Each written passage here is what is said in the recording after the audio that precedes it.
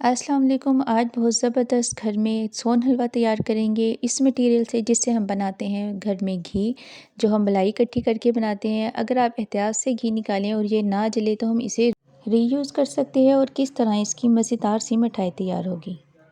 इसमें बहुत ज़्यादा इंग्रेडिएंट्स नहीं यूज़ करूँगी, बल्कि लो बजट रेसिपी मैं आपको बनाना सिखाऊंगी। इसे एक पैन में डाल के अच्छे तरीके से मैश कर लें। फिर आपने इसमें 2 से 3 कप दूध ऐड करना है, जितना मटेरियल है उसके हिसाब से कि ये डिप हो जाए।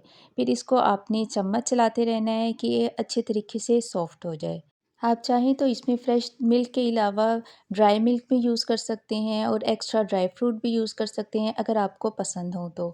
10 से 15 मिनट में ये हलवा तैयार हो जाता है। अब इसमें 1 कप चीनी ऐड कर दें। चीनी आप अपने टेस्ट के मुताबिक शामिल कर लें। अब इसे इतना पकाना है कि दूध और चीनी का पानी खुश्क हो जाए और साथ ही 1 टीस्पून आपने भर के छोटी इलायची भी डाल देनी है। यहाँ से वीडियो स्किप हो गई थी, ये मैं आपको शो करा रही हूँ सिर्फ। ये आपने मिलाकर अच्छे तरीके से मिक्स कर लेना है। ये तकरीबन रेडी हो गया है। इसे इतना ज़्यादा खुश्क नहीं करना कि ये दोबारा से सख्त हो जाए। अब ये तैयार हो गया है। इसे अब मैं डिश आउट कर दूँगी, जिसमें आपने सेट करना है। उस बाउल में आप ये सारा डालकर स्पैचुला की मदद से सेट कर लें। सेट करने के बाद इसे नाइफ़ की मदद से क्यूब की शेप में कटिंग कर लें।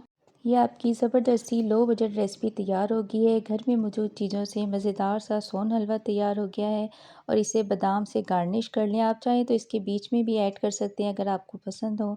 1 से 1.5 घंटे में जब ये ठंडा हो जाए तो इसे क्यूब की शक्ल में निकाल कर आप किसी एयर टाइट बॉक्स में डालकर फ्रिज में रखें और इसे इस्तेमाल करें। ये बहुत ही ज़बरदस्त आपका सोन हलवा तैयार है।